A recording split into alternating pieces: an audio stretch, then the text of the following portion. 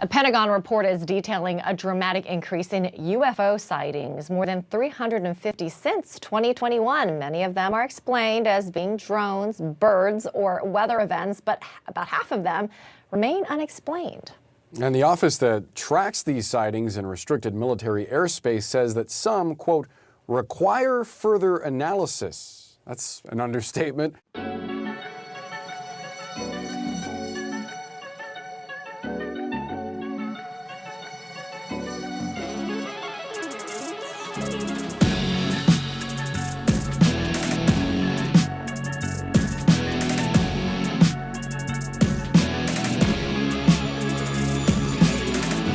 It's one small step for man. Welcome there. One giant leap for mankind. What's up, man? It's UFOs are real. An understatement indeed. Welcome back to the I Believe in Humans podcast. We back. I'm your host, Justin Tizzle, and you are my co-hostess with the mostest, Dusty Brant Heyer. And we got our amazing producer, Tomas, over here. How we doing? What's up, fam? It's lit, baby. We are getting into the most current news as far as the UAP report that just came out probably like a week or two ago at this point. And right before we started recording, and we wanted to wait until we were all in person so that we could actually do this as our first episode. I think it's fitting. First episode back. We back. That's first right. Official. Knocked out the warm-up episode. That was an adventure. So I'm still a little hungover. Good times. Good times. Yeah. Good times had But all around. coffee and water, and I'm feeling good. We're good, baby. Ready to go. A little hair of the dog. Season Never hurt 2, anybody. Ready to rock. All right. So, Dustin, you actually went and this is probably the most studious. I went to high school with you, and I don't think I ever saw you do this level of homework.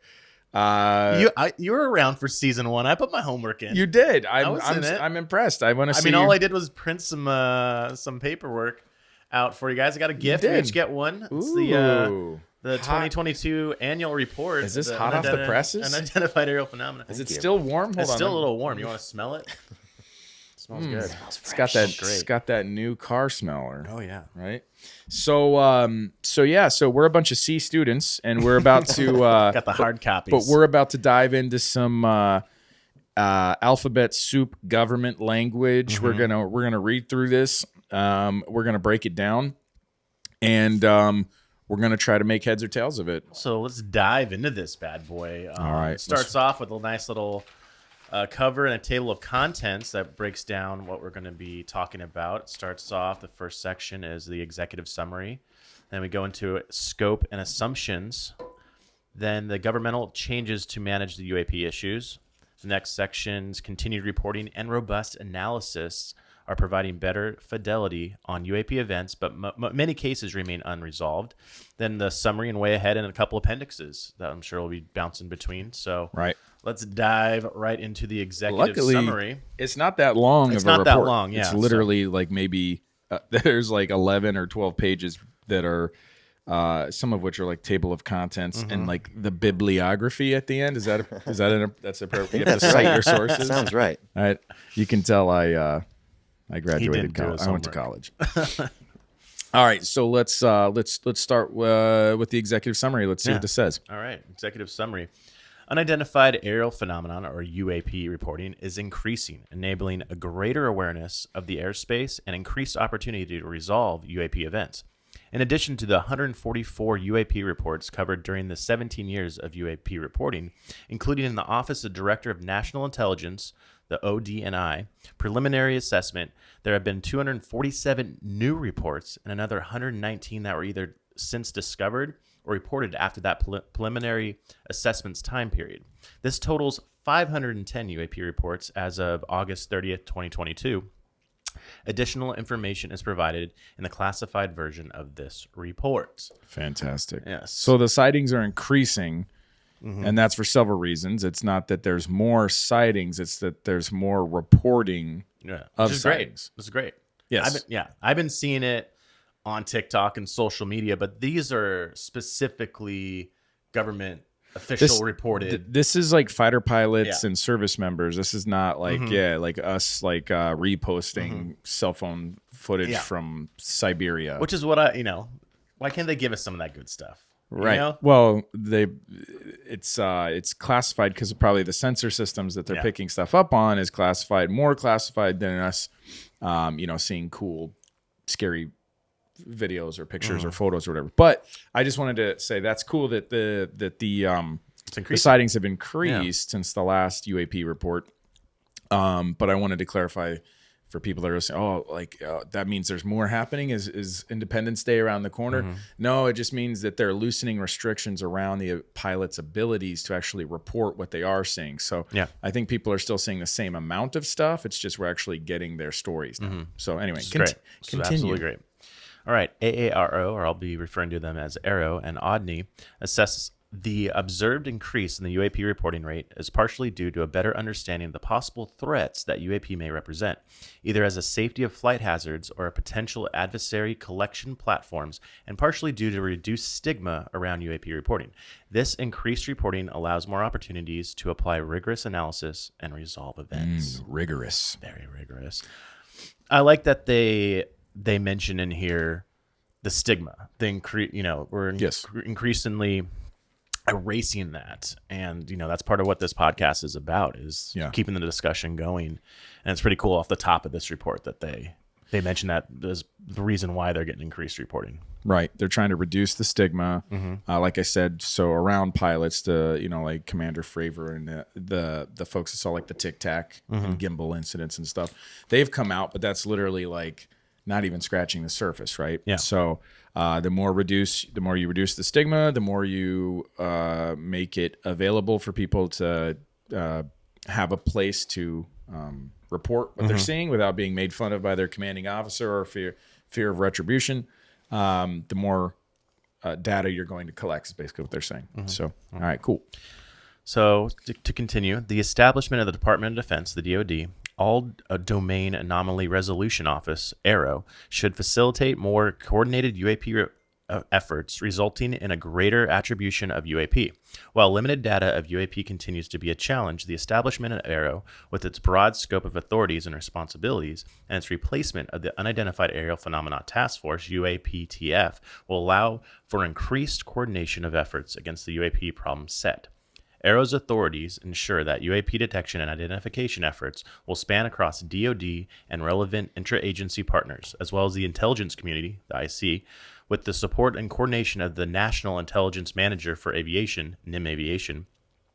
NIM Aviation's and ARROW's coordination efforts will improve U.S. government's awareness of objects in the airspace and resolution of UAP events.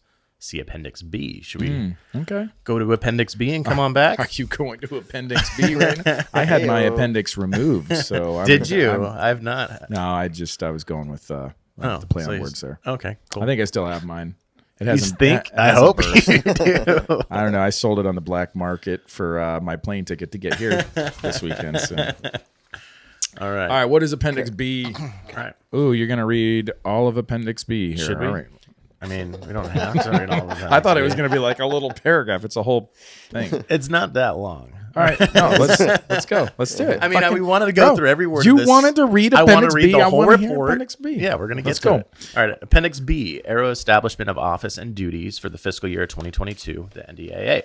Subsection A of Section 1683, establishment of office, organizational structure, and authorities to address unidentified aerial phenomena.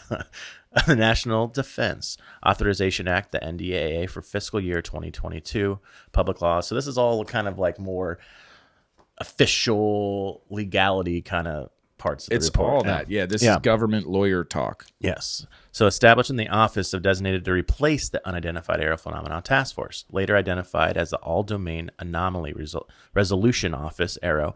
ARROW was established in July 2022. Subsection of Section 1683 delineated that office's duties. The text of these subsections is as follows. So, A is establishment of office no later than 180 days after the date of the enactment of this act. The Secretary of Defense, in coordination with the Director of National Intelligence, shall establish an office within a component of the Department of Defense and Office of the Director of National Intelligence to carry out the duties of the Unidentified Aerial Phenomena Task Force as an effort on the day before and the date of enactment of this act, and such other duties are required by this section. So this is just breaking down Aero's involvement officially taking over. It's announcing the transition Yes. from the UAP task force, which was primarily housed just within the Navy. That was just the Navy's endeavor, to this interagency, as you said, program. They had to establish this and put out a report within 180 days, which is what we've got. And then I think probably it's going to talk later about how, well, I was reading on their website that they are required to continually update Congress with, I believe it said quarterly reports. So Hell we yeah, should quarterly. Let's go. keep getting more of these. Yeah. All right. So next is the duties of this office. You said duty. Duty. So the duties of this office established under this subsection shall include the following. 1. Developing procedures to synchronize and standardize the collection, reporting, and analysis of incidences, including adverse physiological effects regarding unidentified aerial phenomena across the Department of Defense and the intelligence community. Physiological? That means like probes, maybe implants. They're talking. Classic- I mean, classic, They're talking about radiation burns. There are stories of people witnessing UAP, UFOs, right? And they're like, they're in their car or whatever, and then they feel nauseous, they feel sick, they start to lose their hair, and they have a lot of physical effects. Rendlesham Forest, the guys that encountered that craft.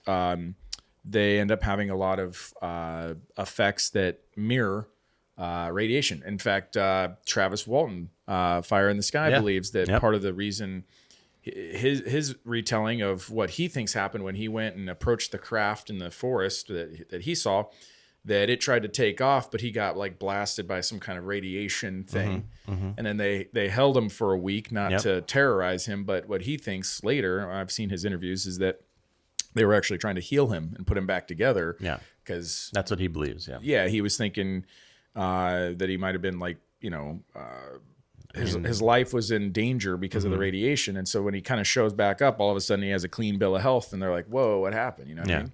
I think it's pretty cool that off the bat, that's what they're bringing up in this as one of the number one duties of this office is this stuff is happening, Yeah. Well, and they're so they're at least acknowledging that people think this is happening. Yeah. Right. So they're not saying that it's happening, but they're saying, look, that either this is happening or this is a common thing for people who witness or encounter these things. I've heard like Lou Elizondo and other people say, so there's either something did happen or this person truly believes, like I believe that you believe something happened. So it's at least worth taking a look. Does that make sense? Absolutely. So Absolutely. it's a little bit of a clarification, but it is cool to see a government report like not scoffing or smirking at that. All right. So next duty, the deuce. Developing processes and procedures to ensure that such incidences from each component of the department and each element of the intelligence community are reported and incorporated in centralized repository. So that's just a consolidation of information, which is what they're supposed to do. Okay, keep going. Number 3, establishing procedures to require the timely and consistent reporting of each incident. Okay, so that's what I was saying about The quarterly reports, but also I think that probably has to do with like, it shouldn't take several years. I often have made comments about investigating this stuff similar to like police reporting. And again, I'm a C student, so the parallels I draw is watching the first 48, like the homicide show on A&E. And it's like they start their show being like most murders, if not solved in the first 48 hours, go like unsolved or whatever, right? What I think they're saying here is like, yo, you got to get on this because over time the human, eyewitness testimony is going to get worse, right? Or we might lose data collection if there was any, right? Gotcha. So anyway, I think that's important. Cool. Absolutely.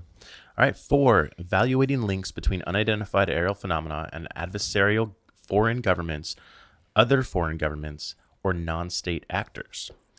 Yeah, so making sure that we're not being spied on by China, Russia, or private terrorist groups I hope Raymond this is, Reddington from yeah, the I hope this Blacklist. isn't their technology. That would. There's some That'd pretty be high scary. tech Chinese drone stuff that's going on out there. So some of this could be explained by that. Yeah. But I Some of mean, it, yeah, for sure. like we said, as we continue, I know that a lot of this stuff, it was like 500 reports. I know that they like figured out a lot of them, right? But I've said this in the past. If you're a skeptic, you have to be right every time to deny this. If you're a believer, you only have to be right once. Yeah. Right? Like it literally, we don't need 100 UFOs to land on the White House lawn and disclose I this. just want one. You just need one. I just want one. Right? And I mean, there can be 1,000 Yeah. reportings and this and that. And if you're a skeptic and you're someone who's trying to like sweep this under the rug, you have to find an explanation for 1,000. That's exhausting, right? So the burden of proof, when I read this, I think it's kind of cool because I think the burden of proof is changing over to more to the side of the people that have believed in this for a long time. There is a bit of validation. It's maybe not as explosive as people initially hoped, but there is a sense of validation there. There has to be, right? Yeah. Cool. Alrighty, next. Number 5, evaluating the threat that such incidents present to the United States. Yeah, Which makes sense. Pretty self-explanatory. Yeah.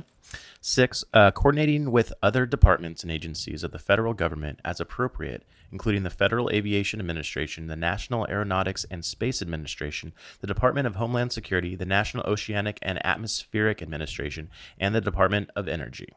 So that's an interagency, multifaceted approach. Hopefully all these organizations can play nice with each other. Typically in the government, they do not.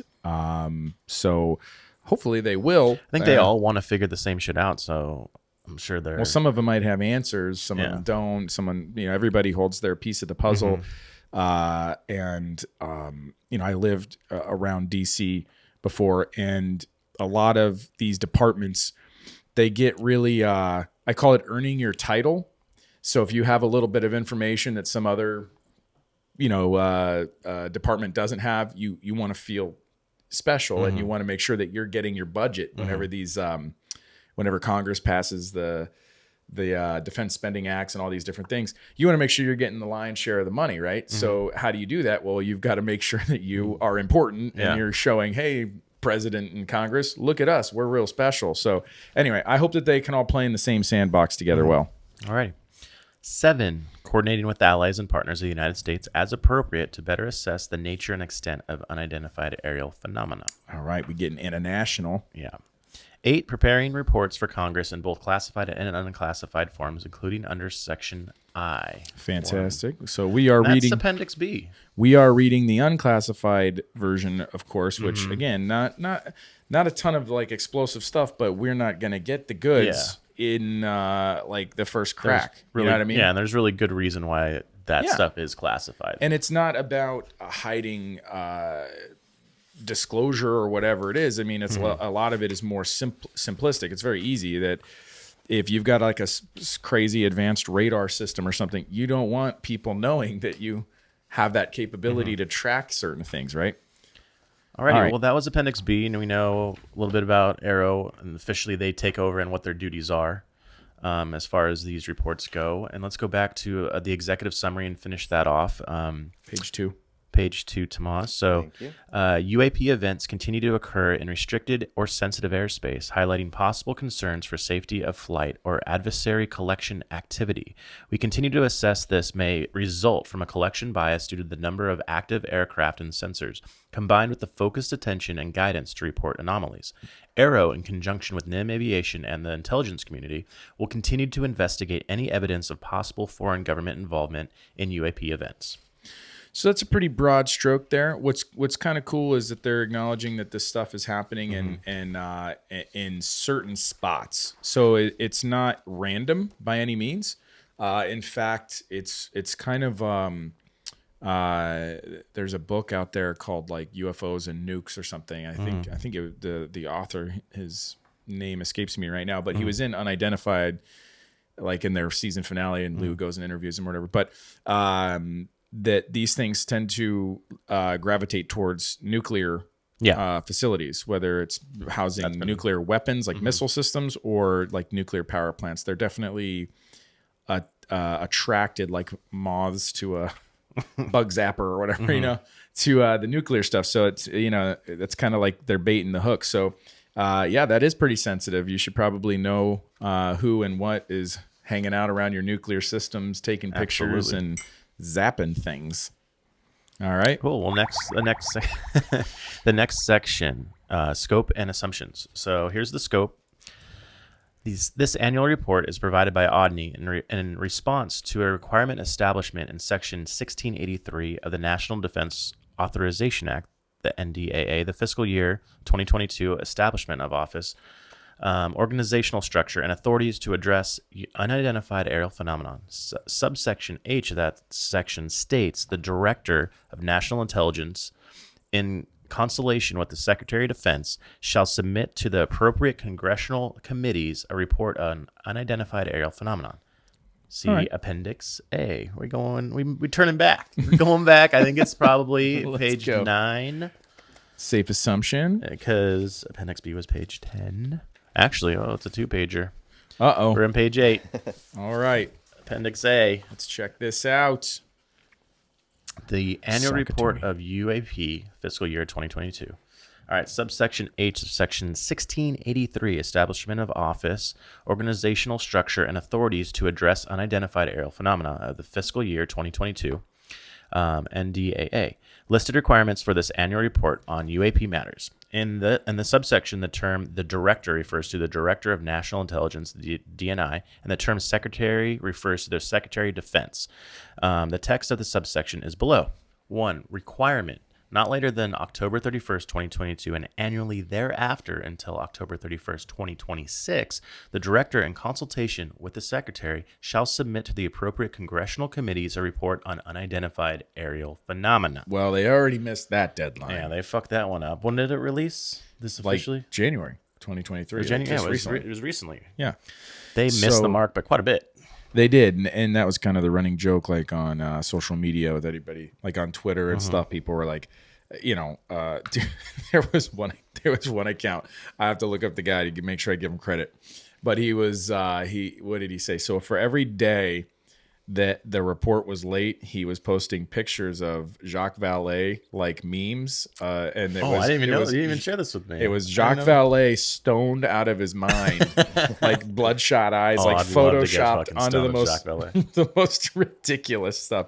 So anyway, yeah, I'll find that Twitter account. We'll share some of those. Okay. Amazing stuff. All right, continue. Moving on to elements. Each report under paragraph 1 shall include, with respect to the year covered by the report, the following information. A. All reported unidentified aerial phenomena related events that occurred during the 1-year period. Mm-hmm. B. All reported unidentified aerial phenomena related events that occurred during a period other than the 1-year period but were not included in the earlier report. So it's only new shit, baby. Yep. We only want hot takes, fresh cakes. C. An analysis of data and intelligence received through each reported unidentified aerial phenomenon related event. D. Analysis of data relating to unidentified aerial phenomena collected through geospatial intelligence, signals intelligence, human intelligence, and measurement and signature intelligence. So that's important because this is the primary reason why so much of this is classified and why so many people can't talk about this stuff. There's a lot of conspiracy. This is where the conspiracy theory kind of meshes into real life. Because any good conspiracy theory is built off of a shred of truth, right? So there's small things that people make mountains out of molehills, sort of a thing. But with all intents and purposes, the people that I've spoken to, this is why stuff remains classified, and a lot of guys still can't talk about stuff. It's not because they've seen aliens and shook hands and we're playing checkers with them. It's because the systems that we're using to track stuff, again, we cannot let people know that we have that capability, right? If I can track what you're doing 3,000 miles away with supreme accuracy, we can't let our adversaries know that we have that capability. No. So anyway, I cannot beat that drum enough because that's what keeps us out of La La Looney Town. Does that make sense? I like La La Looney Town. It's fun to visit. Well, we do. I mean, we had an episode about the we had an episode about the fake moon landing and all that stuff, right? Which is fun. It is fun to dive deep and we got to look into it. We gotta look into it. Yeah. We're gonna go wherever the road takes us. But anyway, yeah. Anyway, so I that's a big point for me because I read a lot about this stuff, and I just try to stay clear of as much of the conspiracy kind of crazy stuff that does this. That's what creates the stigma. Does that make sense? Absolutely. So if you can have a real rational conversation grounded with someone around this, then that's what's going to help reduce the stigma, and that's what's going to help people around the world have these discussions more freely.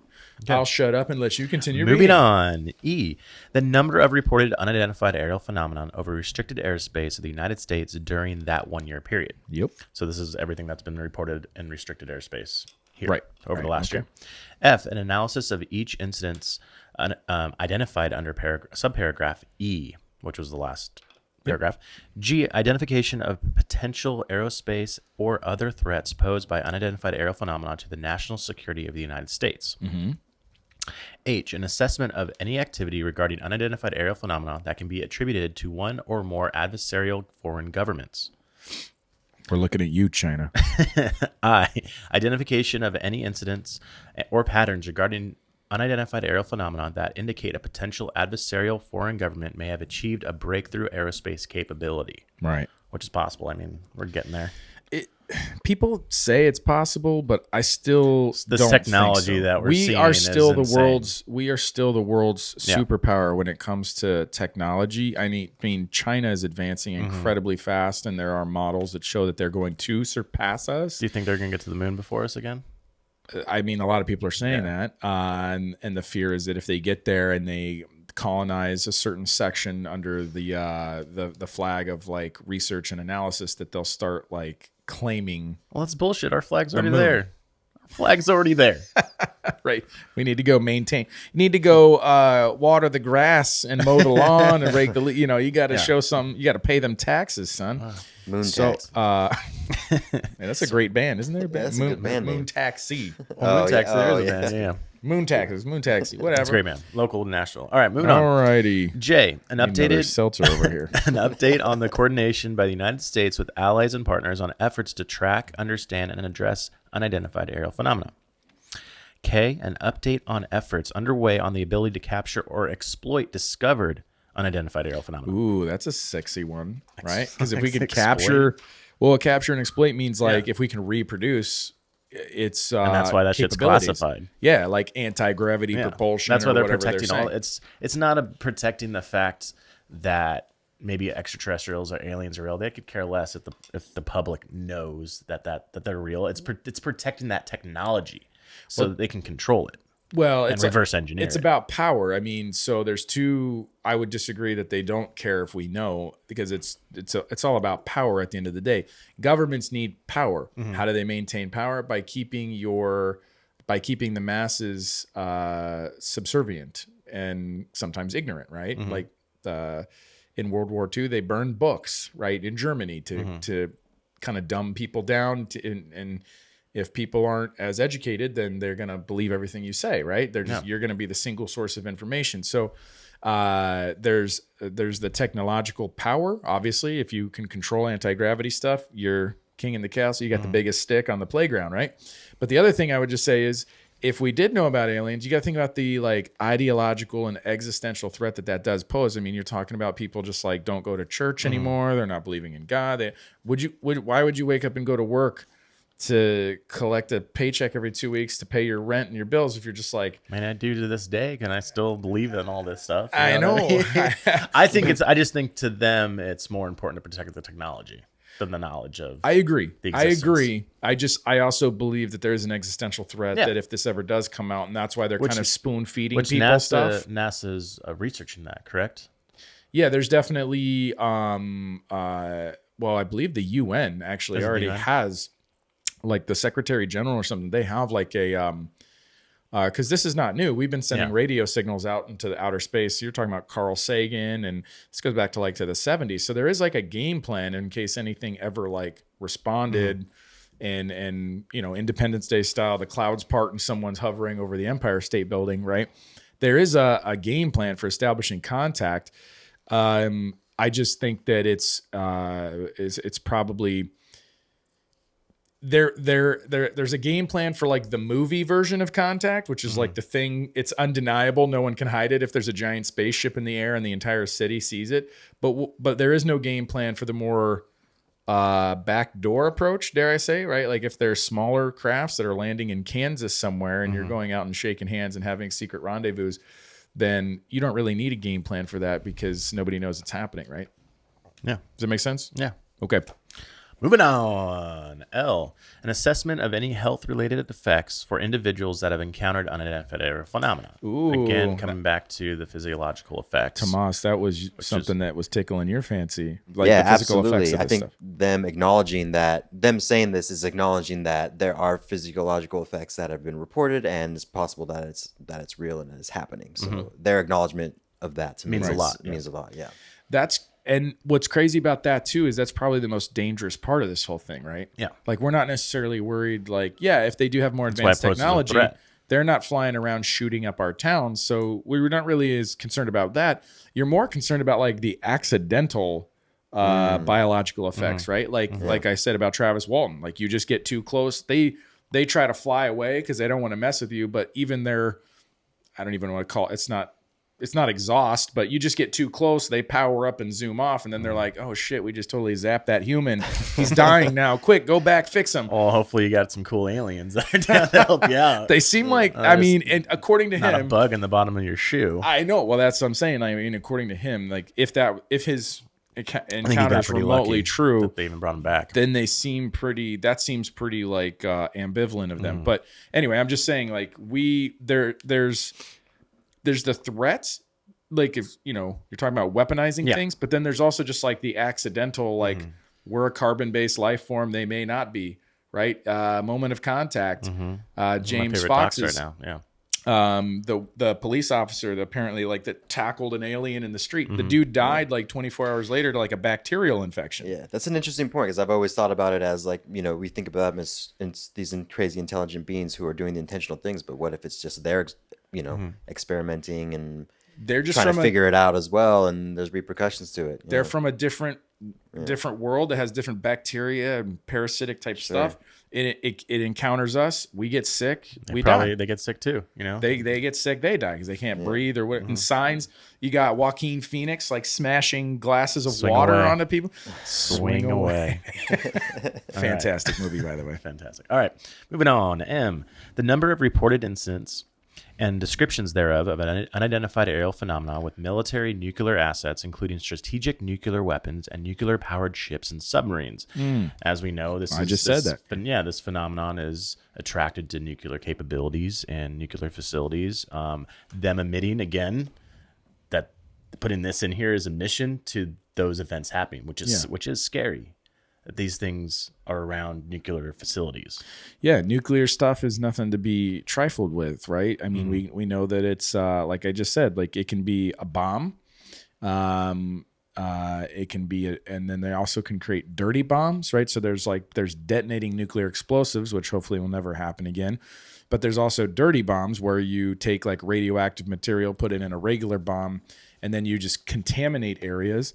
And then, of course, there's just literally radioactive waste, which doesn't necessarily, again, it goes back, doesn't need to be a weapon. You just accidentally walk into a room or you spill it, and you're just, if you're not taking proper precautions, that stuff is incredibly dangerous and hazardous. And it's dangerous for a long time. Like you spill or you have a nuclear meltdown and you're talking like decades before it's right again. Nuclear is scary. Well, this may be a tangent, but I don't know if we've discussed this on the podcast before, but there's a theory that they are trying to prevent humans from nuclear fallout. Is there also the theory that they potentially want to do harm? Well, I buy into the fact that they intervened and stopped the Cold War. That's a theory that I buy into because it just stopped. In X-Men First Class Origins or whatever, they stopped the Bay of Pigs. Yeah, right. I think it was like Storm and Professor X came down and they stopped the. I don't know. You haven't seen that movie? I've seen the movie. I just don't remember. All right. I don't read those comic books, but I'm a fan of the movies. I don't. Yeah. So they but yeah, no, you're right. I mean, I don't know. I wouldn't necessarily think that it's a threat, but I would say that that these things start showing up. I'm reading Jacques Vallée's books. I mean, he's definitely into the. There's a leading theory that these things started showing up right around the time that we were detonating nuclear bombs. It's not by accident, right? So 1945, the Trinity explosion, which I'm reading about right now in his new book, there was a crash like several days directly after that. These things start showing up. That predates Roswell, right? So there's definitely, I don't know what the correlation is. I think that's everybody's looking into that, but there's clearly something there. It's the only time that these sightings tend to be repeatable. Yeah.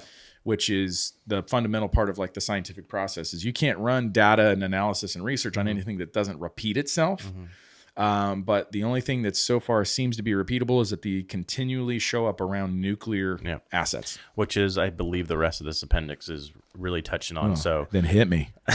Moving on to it. And in consultation with the Minister of Nuclear Security, the number of reported incidents and descriptions thereof of unidentified aerial phenomena associated with facilities or assets associated with the production, transportation, or storage of nuclear weapons or components thereof. The consultation of the chairman of the Nuclear Regulatory Commission, the number of reported incidents and descriptions thereof of unidentified aerial phenomena or drones of unknown origin associated with nuclear power generating stations, nuclear fuel storage sites, or other sites or facilities regulated by the Nuclear Regulatory Commission.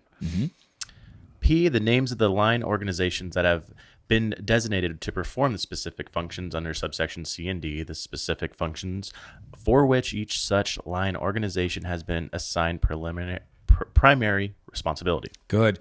So this is, I just want to make one more point before you go back on this. This is another reason why that I find fascinating. So when people are doing FOIA, Freedom of Information Act requests of the government, typically you would assume that you're looking in the CIA is hiding this, or the Navy, the Army, Air Force, right? Area 51. But what a lot of people forget is that most likely this stuff is locked up in a room somewhere under the Department of Energy.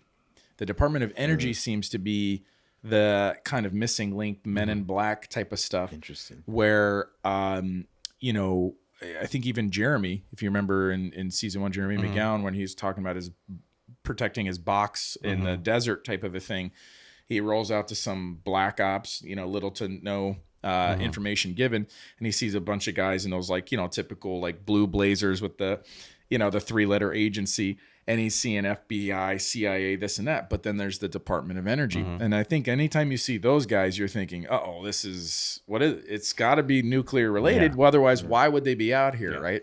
So there's some kind of Jack Ryan secret squirrel stuff going on with the Department of Energy, which I personally think that they're holding a lot of the puzzle pieces and in conjunction with private defense contractors. And that's why they've been so elusive they've been able to avoid transparency is because it's tucked behind either gates that people aren't looking in the right place, or if it's private, you cannot FOIA Bigelow Aerospace or Northrop Grumman or Lockheed. They don't have to tell us shit. No, they're private. I mean, this information is extremely important to them. Yep. All right, so we're going back to the scope and assumptions. Finishing off the scope section, it's on page 3, Tomas, if you want to work back for our video people on YouTube following along. Thank you. All right. So, in addition to responding to the required elements delineated in the NDAA, this report details the establishment and coordinating efforts between ODNI and the newly created DoD ARROW. This report provides an overview for policymakers of UAP that have been reported since March 5th, 2021, information cutoff date for ODNI's preliminary assessment on UAP, published June 25th, 2021. Per the NDAA, ARROW delivers quarterly reports on UAP to policymakers that contain greater detail regarding analysis and attribution of UAP events. And just so I'm going back here, just so I know, the NDA, it's the National Defense Authorization Act. So that's important because that actually did a lot of stuff that we're going to talk about in a later episode about speaking of Jacques Vallée and the Trinity explosion in 1945. They're going back and looking at that now. I love it. Post haste, So that has nothing to do with this program. No, but what's cool is that what I'm saying is that National Defense Authorization Act, the NDAA, set forth a lot of things in motion. So again, this is like drip feeding this stuff. Everybody wants these reports to come out, and I want bombshells, man. I want bombshells. I'm like, you guys got to realize, man, it's been like 75, 80 years of like cloak and dagger. This is what the government's going to go at its own pace, and they're going to do what they're comfortable with, right? And this is just setting the ground. This is barely setting the foundation, right, of getting quarterly reports, right? We're going to get a lot of this language. It's going to be buried in kind of boring language, right? Probably not the most exciting episode, us reading 10 pages of governmental language. Yeah, but I think it's important. But So it's to super break it down important for you guys. because it's super important because if you want the bombshells and stuff, I mean, you have to kind of like, you have to be primed for it. Does that make sense? Yeah. Otherwise, it's just going to be mind melting. And then you're just going to have people, like I said, just stop going. Look what happened with COVID, right? Like everybody just changed their whole paradigm. Yeah. And that was like 3 months of stuff. This is stuff that would alter the course of humankind for history, like ever. You know what I mean? Just like forget all that stuff you went to school for and up through high school, or if you went to college and you know, you got a PhD and all this stuff. Oh, by the way, like that was all based. It's not all bad. It's not all false, but we got it wrong. We missed, you know, and you're just like, dude, I dedicated like 20 years of my life to this stuff. What are you talking about? And they're just like, yeah, no, there's this ancient civilization. They've been here for 100,000 years. And you're just like, holy crap. Your mind would melt. There's literally, I know people would freak out about that, right? Not everybody, maybe not you, because you believe in the moon landing was, there was aliens on the moon when we landed, right? I know. I mean, yeah, that's one of my theories. Hey, random tangent. Did you see that today Buzz Aldrin at 93 years old just got married? What? Did not. Congrats, Buzz. Congrats, Where was my Buzz. invite, Buzz? Nah, I knew that would perk you I up. would have took advantage of that open bar. That would have been Oh, fun. dude. Yeah, they eloped. Cute pictures. How old was she? She's definitely younger than him. Yeah. I don't know her age. She looks fantastic. She's, you know, she looks Good for great. him. Good for him. And good for them. Yeah. I So hope she's anyway, not taking advantage of that old, almost senile mind there. who knows, man? Maybe Buzz is still sharp. she wants to know more about those wild. monoliths on the moon and of Saturn or whatever it was. All right.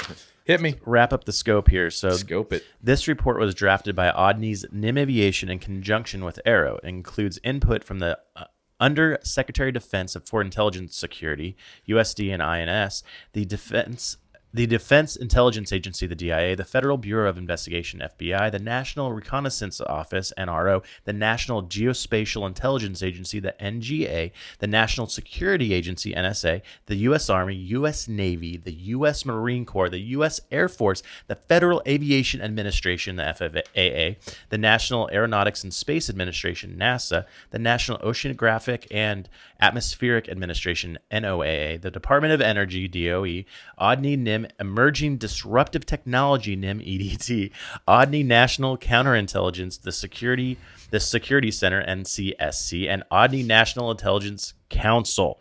That was a fucking mouthful. Thank you for the acronyms. I think I've got bingo. Dude, So high that's five. just- Give me a high five. Like, did you get that in one take right now? I don't know. I fumbled a little bit, but We're not even That gonna go was- back and run that back. No, I'm that gonna was a mouthful. say you nailed it. so they're getting They're talking input to from everybody. Everybody. If you work for the federal government, you're supposed to, you know, play ball with these guys. But that's a lot of firepower. That's a lot Which of is good. alphabet I'm soup. hoping that they're playing ball, like you said, with everyone's playing ball with each other. Right. That would be important for these reports. So that's the scope. That's the scope of what they're trying to do here. Scope, baby. Scoped it up. That was very well scoped. The next section is assumptions, which is very short. I've got a few of my own. So multiple factors affect the observation or detection of UAP, such as weather, illumination, atmospheric effects, or the accurate interpretation of sensor data. Regarding review or analysis of UAP events, Odney and Aero operate under the assumption that UAP reports are derived from the observer's accurate recollection of the event and or sensors that generally operate correctly and capture enough real data to allow initial assessments. However, Odney and Aero acknowledge that the select number of UAP incidents may be attributable to sensor irregularities or variances such as operator or equipment error. Yeah, so that's just a big caveat. Yeah. That's a big asterisk they're throwing out there to be like, hey, this could be anything. I was a little bit more excited for assumptions, but yeah, they're just kind of saying it could be any we of these can other we can assume, you know what happens when you assume. you make an ass out of you and me. Okay, touche. I assume way too much then. All right, next section. I didn't get like a bubble or a zap Oh, on that one. I can't. Sorry, You're good. I missed it. You're good. You're good. I know you like them bubbles. There it is. All right. All right, next section, the governmental changes to manage UAP issues. So establishment of All Domain Anomaly Resolution Office, AARO.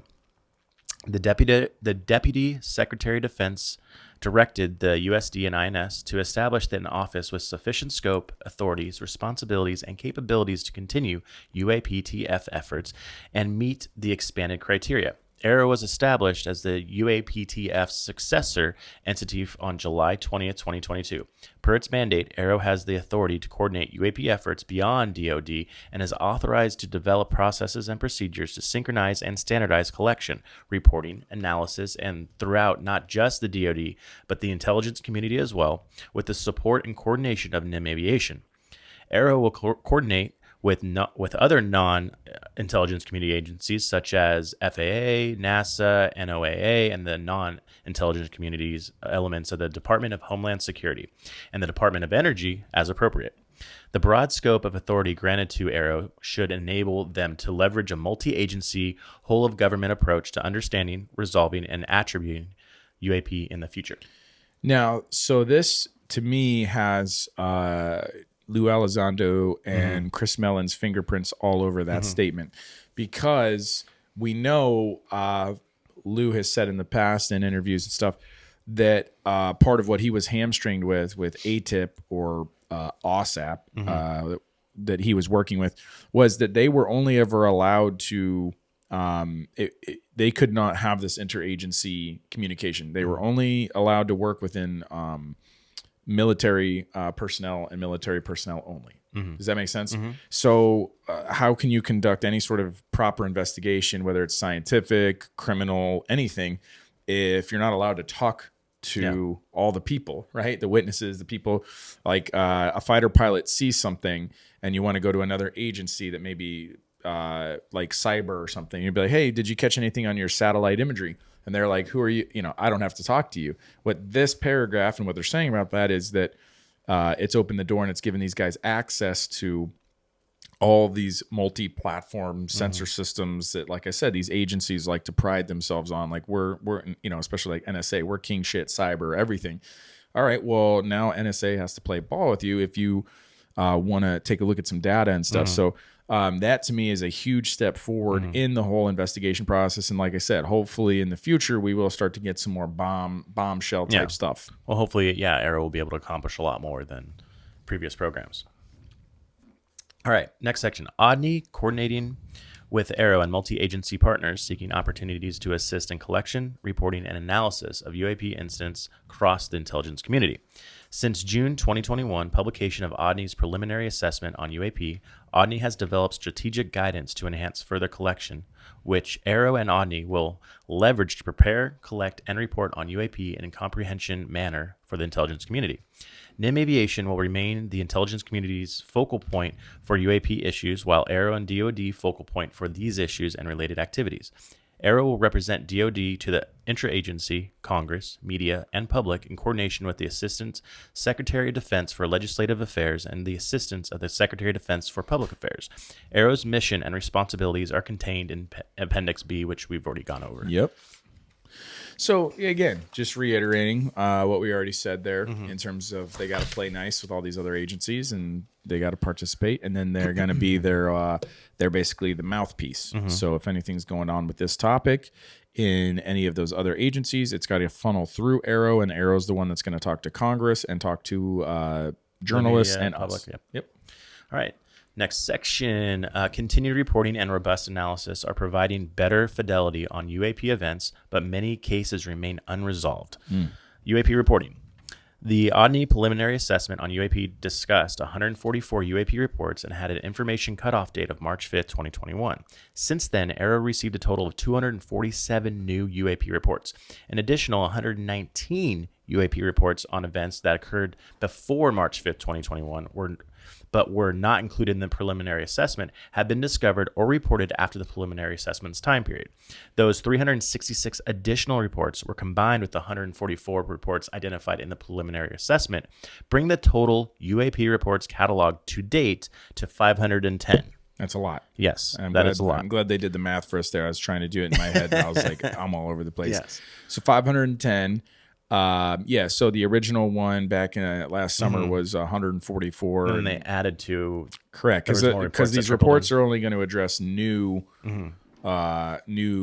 sightings and that kind of stuff. So that's a lot. And again, some of them, in fact, most of them are probably that's what it looks like it's about to get into here.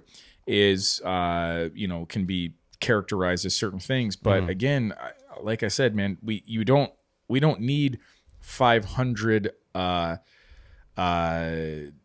unprovable UAP events to make sure that it's we only need one, right? Even Project Blue Book, there was like they had like 1,000 sightings. That was a they smear campaign. Yeah, but they even J. Allen Hynek and them, they had like 5% of the stuff that they studied. Even they couldn't say was Venus reflecting off of swamp gas and weather balloons and all these things. And again, dude, that's all you need. It just takes one. You only need one flying saucer to crash in the desert to be like, this shit's real. Does that make sense? Yeah, it does.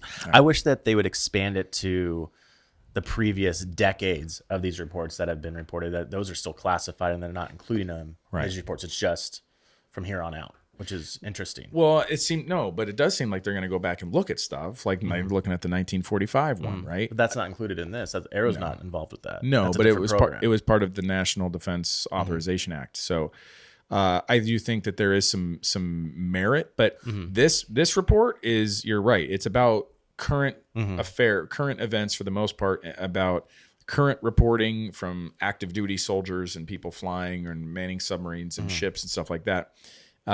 So yes, it is more about like current stuff. Yeah. Which it's cool. like any big, but dude, you got to think about the sheer volume of stuff. At some point you got to put a line in the sand and be like, okay, look, we're going to acknowledge you. All right, we hear you, UFO people. You've been lobbying us to take this seriously. We're going to take it serious, but like, let's just like draw the line from 2010 forward, or and let's start there. I think they actually did go back a little bit further. I mean, because the Nimitz incident was from 2004, so they had to have looked at that. Yeah. So anyway, cool. You're right. Yes, it's more about current stuff. Since its establishment in July 2022, Arrow has formulated and started to leverage a robust analytic process against identified UAP reporting. Once completed, Arrow's final analytic findings will be available in its quarterly reports to policymakers. Arrow's initial analysis and characterization of the 366 newly identified reports informed by multi-agency. That's 163 characterized as balloon or balloon-like entities and 6 attributed to clutter. Right. Hold on. What the hell is a balloon-like entity? What does that even mean? That is some weather balloon. Weather balloon. It's a weather balloon. No. Birthday balloon. but it's balloon-like, so. It says characterized as a balloon. So everything you just said is a balloon. Yeah. You just said weather balloon, birthday balloon. Those are all balloons. Or balloon-like entity. I'm just saying, what is a balloon? Why do you have to clarify balloon-like? Not a balloon, but like a balloon. But like a balloon. I know it's like a balloon. A bubble. Like a big giant space bubble. I gave you a great cue for your bubbles, and you didn't take it. There it is. I'm missing my cues today. It's okay. It's okay. balloon-like entities. That's gonna be that'd be a good Halloween costume or something. Like, I'm just trying to imagine what people get creative with. Like, what the hell is blob. that? What that is that is the government, right? Someone in the government getting clever with like wordsmithing their way out of having to ever really say anything like explosive. Well, I mean, that's still like it's a balloon, it's like a balloon-like entity. Yeah. What the hell does that mean? So it's a balloon. It's a piece of a balloon, or it was. Well, it's still only it was the basket of a hot air balloon. It still only justifies about a third of the reports. Sure. So let's just move on. And 6 attributed to clutter. Okay. And then it has 2. So it has number 2. So what is clutter? So clutter is birds, weather events, or airborne debris like plastic bags. Right. Okay. You know what's funny about that? You know what's funny about that is like typically you're expecting this stuff to be reported from, I guess maybe it's not all fighter pilots, because I'm imagining if you're a fighter pilot, you should be able to tell the difference between like A plastic bag and- something anomalous versus like a Safeway plastic bag floating in the air. But maybe not if you're traveling like Mach traveling super 3 or fast, whatever. yeah. So, all right, I'm not going to talk trash about fighter pilots. That's not what I'm saying. I'm just saying that they must have clearly been able to debunk some of this stuff as plastic bags and stuff. And I'm just like, I don't know. I've never seen a plastic bag floating in the air and been like, that's a UFO. It's more art. American Beauty. Remember that movie? Yeah. Just flying in the wind. Yeah. Oh, It's a okay. beautiful thing. All right.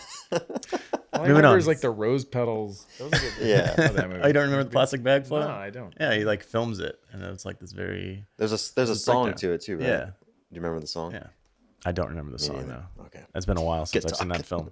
Okay, moving on. All right. Initial characterization does not mean positively resolved or unidentified. This initial characterization better enables Aero and ODNI to efficiently and effectively leverage resources against the remaining 171 uncharacterized and unattributed UAP reports. Some of these uncharacterized UAP appear to have a demonstrated unusual flight characteristics and performance capabilities and require further analysis.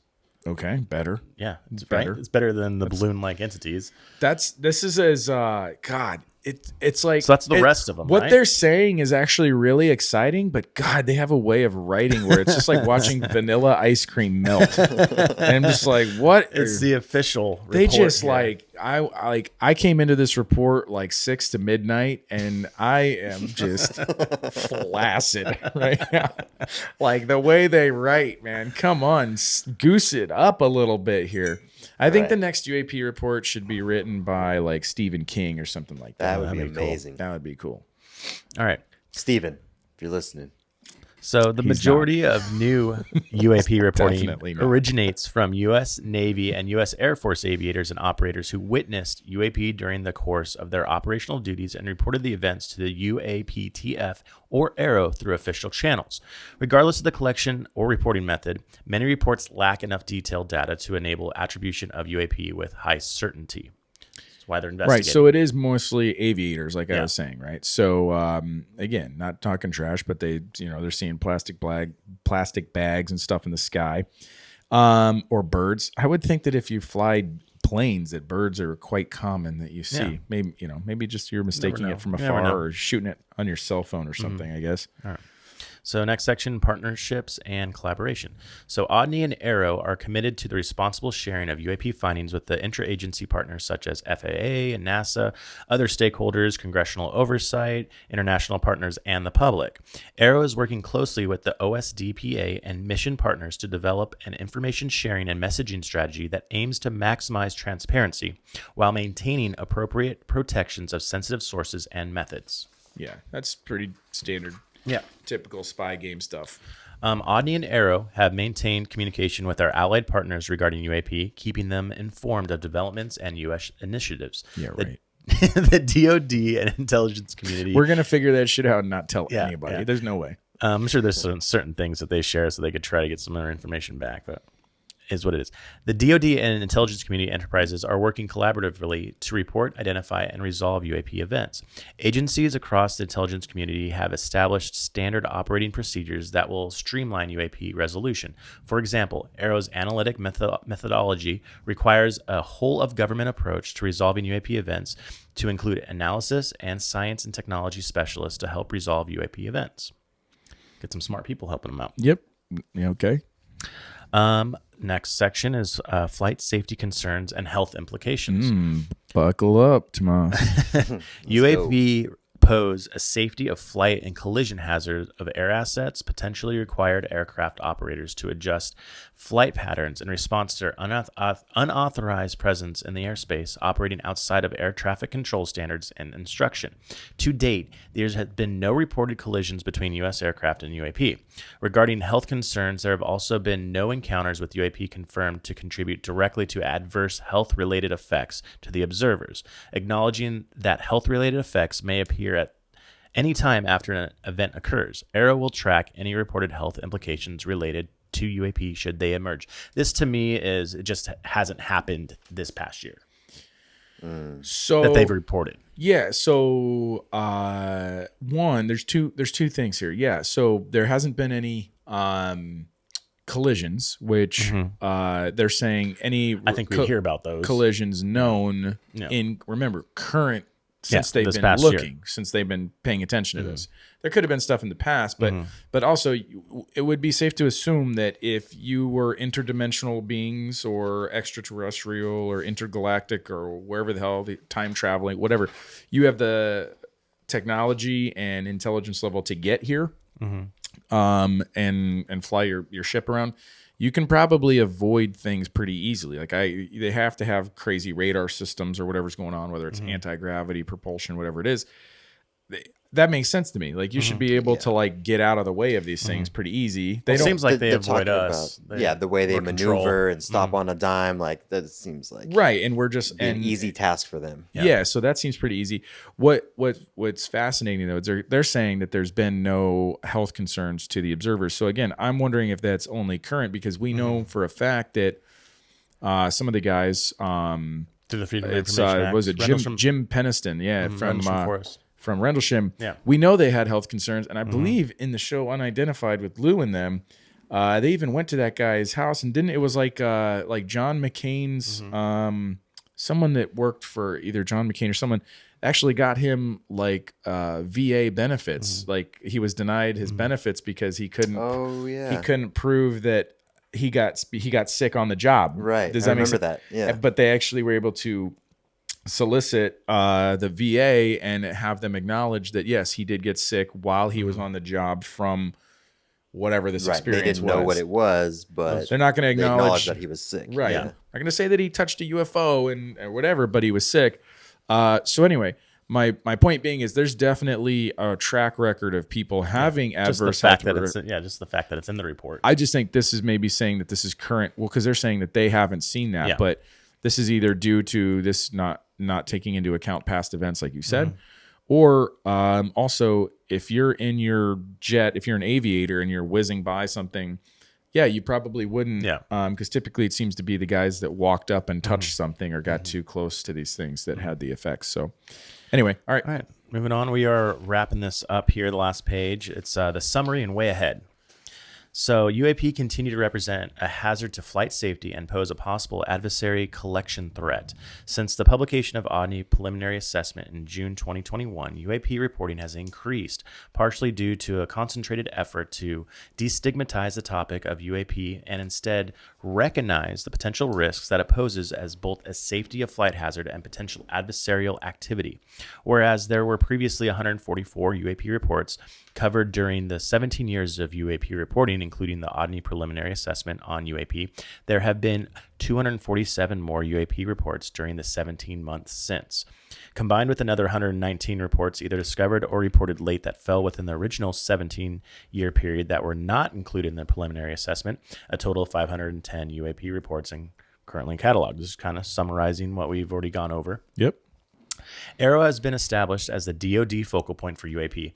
In an effort to gain fidelity on the nature of UAP and possible risk of UAP represent, Congress required the establishment of central office for all UAP matters in the fiscal year 2022 NDAA. The office formally became operational as the AARO under the USD and INS in July 2022.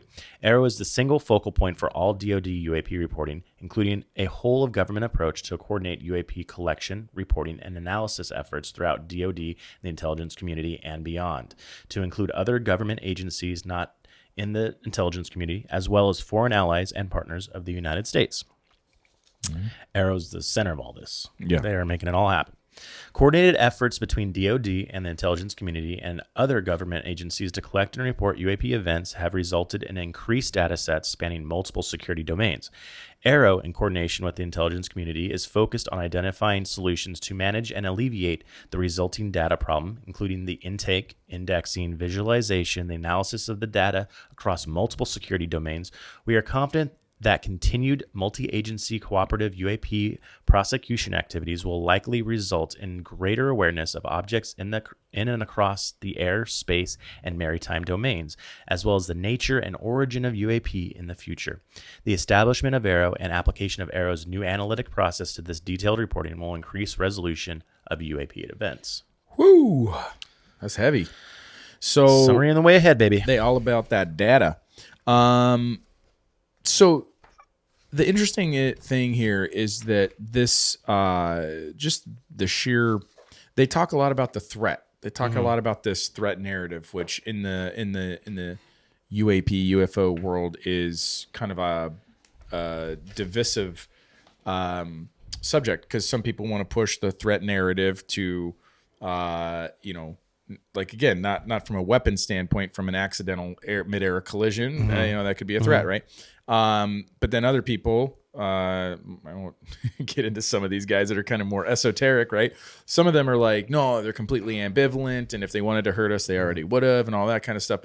What do you think about this, like, threat narrative? Because they actually say, they use the word threat several times. My personal thing is, I don't even think this report exists without there being a threat narrative, because if there was no threat in the intelligence community and the military, just the sheer nature of their job description is to assess threats. So if there's no threat, they're not even going to look and waste taxpayer dollars looking into this. So there has to be a threat.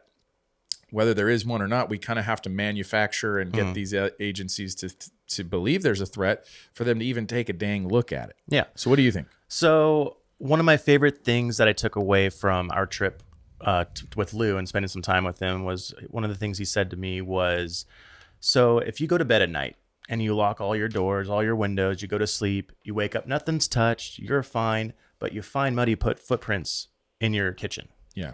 Is that a threat?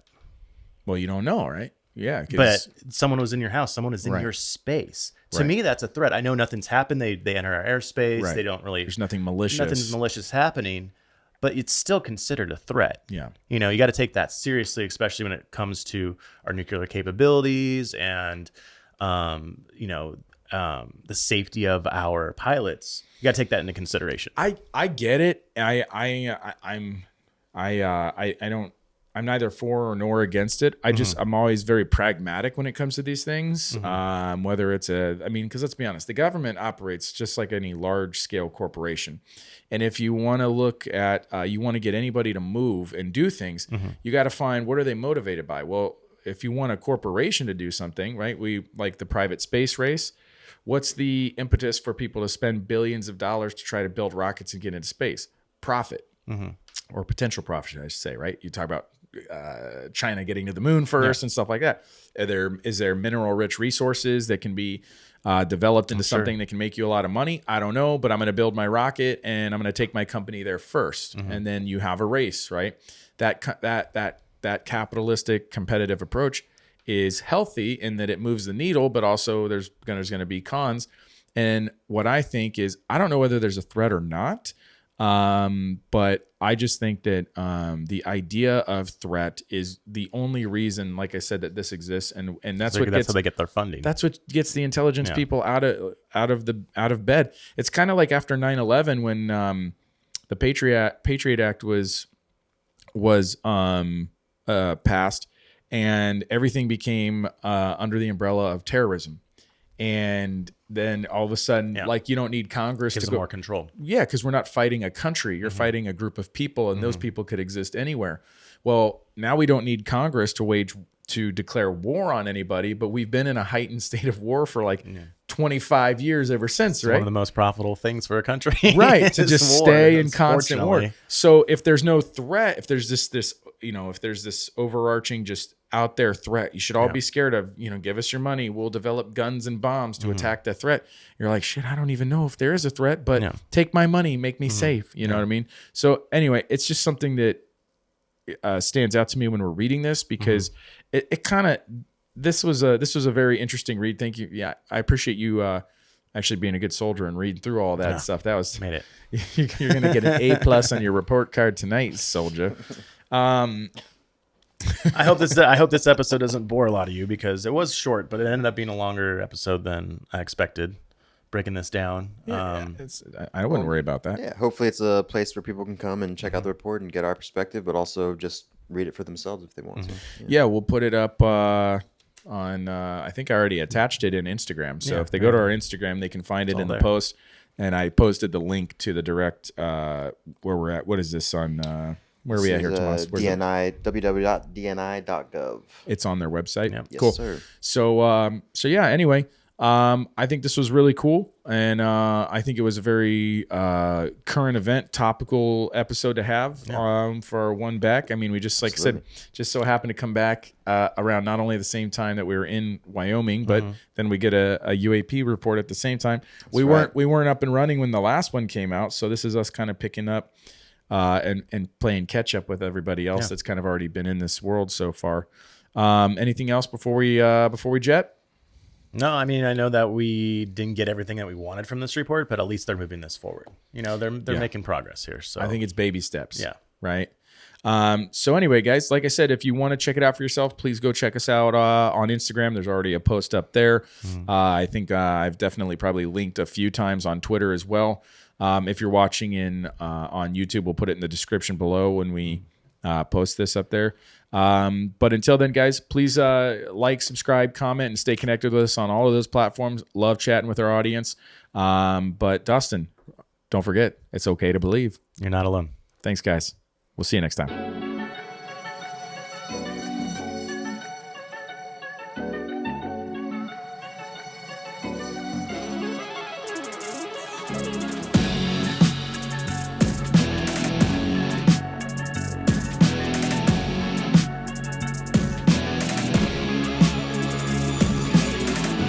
It's one small step for man, Welcome to Earth. one giant leap for mankind. What's up, man? It's Red.